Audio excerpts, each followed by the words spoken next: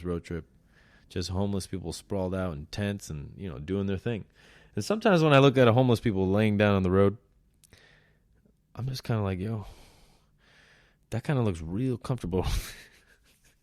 I know it's fucked up, but at the end of the day, I don't know. They're sleeping so well sometimes. They just seem so asleep.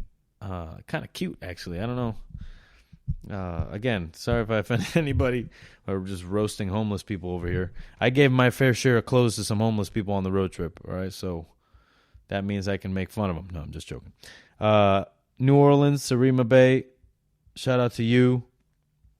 Then I went to Fritai, Nola, Caribbean food, fucking done right. Haitian street food, baby.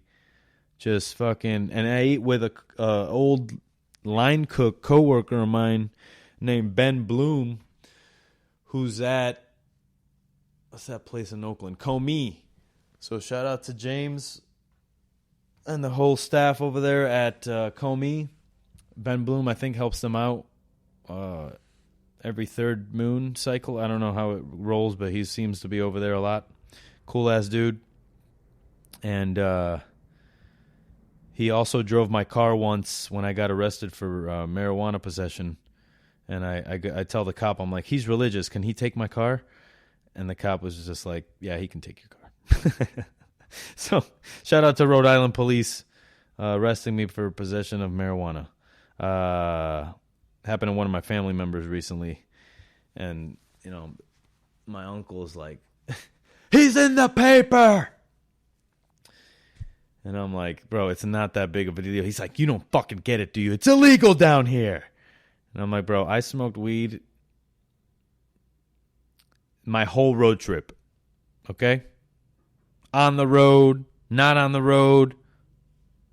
Break the law. 3-6 Mafia. New Orleans was dope, though. Turkey and the Wolf. I got a recommendation to go there. I couldn't make it, though. Sad. This podcast is bouncing around everywhere, but again, that's okay because it's my podcast. It's fine. But Ben Bloom, shout out to you. Fritai Nola, shout out to you. I'm going to go over there and do a podcast with the chef whenever I get a chance. Then I drove from New Orleans to Houston. That was a nice 4-hour drive. I talked to Chef Justin Yu, the man. Went to T-Rex, had a fucking delicious meal, man. Just like food really well balanced, really cool flavors, cool techniques, small knit team, having a great time while they did the work, and I ended up actually talking to one of the guys I was filling in as a porter. He usually plays in a punk band. And dude, I talked to him like my whole meal. Must have pissed people off because he actually had to do work, but he was talking to me, but I don't know. Anyway, had a great time at Theodore Rex in Houston. So shout out to Justin Yu. I also did a podcast with him there. Again, like I was doing podcast almost on the daily, like every day. Setting some up the day of. Like the Serene Bay happened the day of. When I showed up in New Orleans, I was like, yo, Serene, you want to do a podcast? He's like, yeah, I got the po' boys ready, son. So he had shrimp po' boys for me. We ate them shits and then talked. And one of the dopest podcasts I've ever done to this day.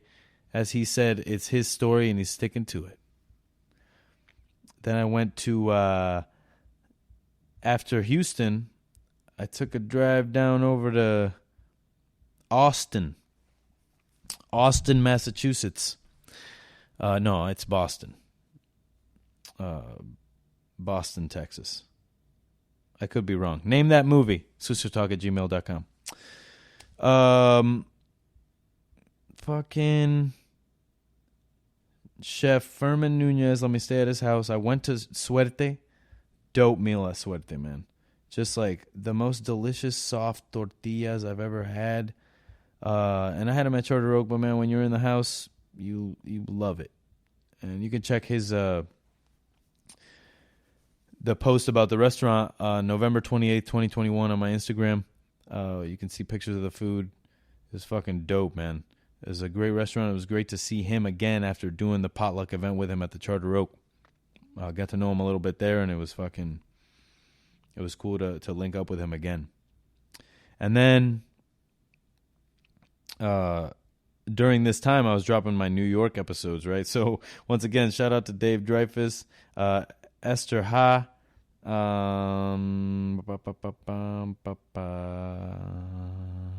Eric Post.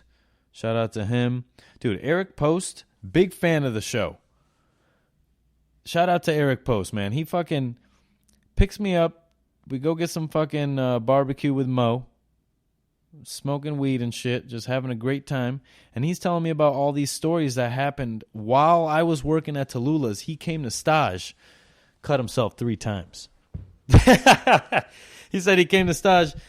He came to the back door. He asked Chef Jake. He said, Chef Jake Rojas, shout out to Chef Jake Rojas. He just came out here and hung out with me in L.A.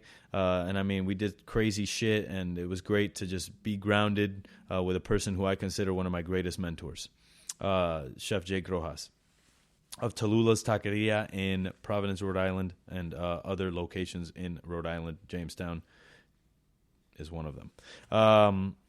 Eric Post comes to stage at Tallulah on Thames. It's a fine dining restaurant in Newport, Rhode Island that I cut my teeth at, right? He shows up. He's like, can I stage? Chef Jake goes, yeah, right now.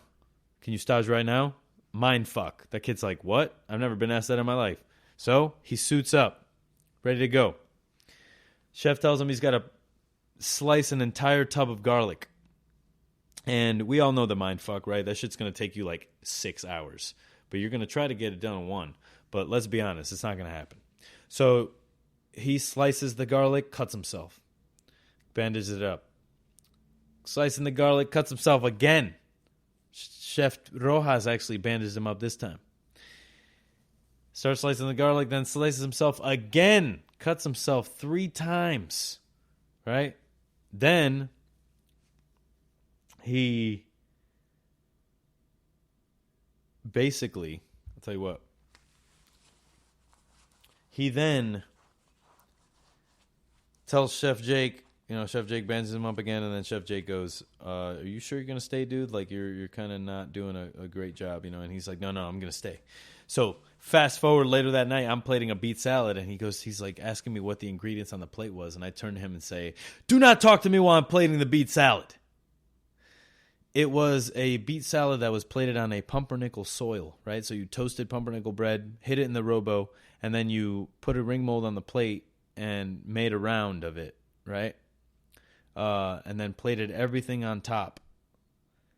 And you didn't breathe wrong. You didn't, if you had any wrong move with your breath, you just, hit the crumb, and it would just go on the side of the plate, then you had to restart. And then all the beets would be covered in fucking bread, which is not good, right? So then you had to, get that off of them. So it can turn into a clusterfuck real quick. So I just came at him like that, and he told me that story, and I thought it was so funny. And he also told me a story that happened in New York with that pertains to my boy Tyler Vorse. Tyler Vorse worked at Dovetail in New York. He was going to be sous chef there. They were going to make him sous chef. They offered him the position. He declined it to go work at the French Laundry, right? Doesn't sound like anything crazy. But at the end of the day, it is crazy. Dovetail was an institution in New York, and he turned down the sous chef job to go work at the French Laundry. That's the most badass shit anybody could have done during that time. And this guy, Eric Post, goes to stage at Dovetail 3 years after that happened, and people were still talking about it. And he is in the car, Eric Post, telling me it is historic moment in New York dining scene.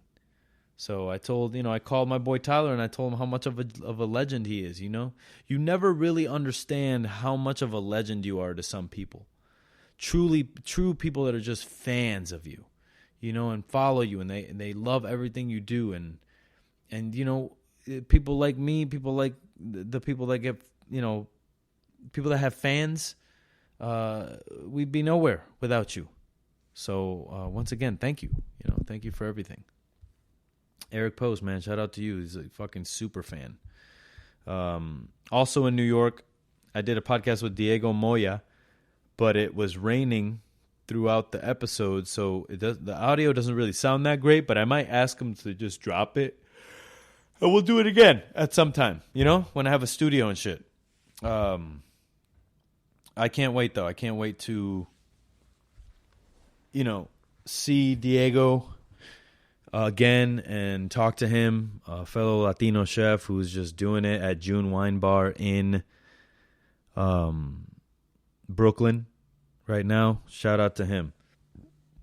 During that day, I also did 2 more interviews. One with Chris A. Cody.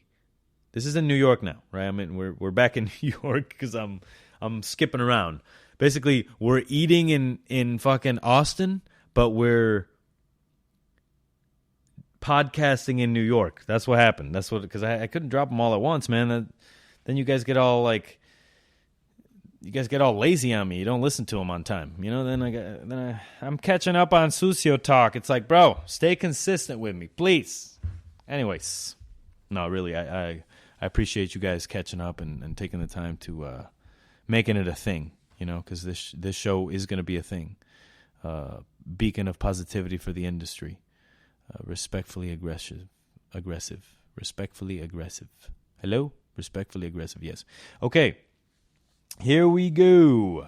Chris A. Cody, motherfucking chef of Folks Running Around, pop-up, badass, does it with his lady, Kipling Green. They both work at June Wine Bar. Chris A. Cody is from Connecticut. Keep Connecticut weird, baby. Kipling, such a sweetheart. I asked her to do the podcast right then and there. She didn't even know who the fuck I was. She said, yeah, I'll do a motherfucking podcast. So shout out to them. Beautiful team. And at that time, I dropped the Jay Rodriguez episode as well. And then in the Northeast lineup, I finished with Andy Texera. And here we are, back in Austin, eating. Daidu, baby. I went to Daidu. Ooh, do die, baby. That shit was delicious.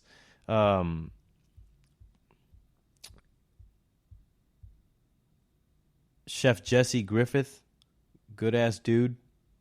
He's got a book, a hog book. He's fucking representing grills, PK Grills, new school of traditional cookery. I mean, just badass flavors, hearth cooking, badass female lead, his CDC, good lady. I restaurant people are fucking weird. All right, that's just what it is. We're fucking awkward, But I'm here to tell you that if I ask you to be on the show, you don't need to be bashful. Because I watched you. I saw you. You're the shit. You're fucking doing some shit that's hard, that no one else is willing to do. That cooking is a sport. People don't realize that. Cooking is a sport. The mentality that you have to be a cook, a chef, wanna be more, is tough. And these people are doing it day in and day out. Only to receive bad reviews, So at the end of the day,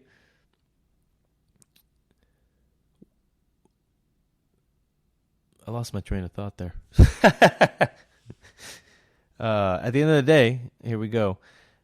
We need to tell these stories of everyone that's working under the chefs that are most recognized. You know what I mean? Obviously, Jesse Griffith is a man. He wrote a book. He fucking has all this shit. He deserves all the recognition he's getting. He was on the Joe Rogan podcast. That's a big thing that he could be on, a big platform that has a lot of eyes on it, right?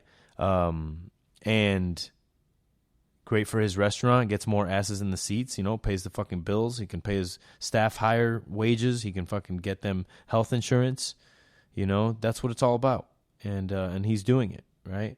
And sometimes you got to be a little bit of a fucking rock star to get paid the right way, right? Because chefs don't get paid. Let's be honest. Chefs don't make fucking money. It's like all the money that chefs make, the real rock star chefs, are the books, the fucking merch, all the shit that they're selling on the side. And honestly, that's sad, But at the end of the day, like, we can't raise the price at restaurants because then people won't come in. They say this is too much money. But you need to understand that you're paying for everything. You're paying for the experience. You're paying for that person to serve you, that person, those people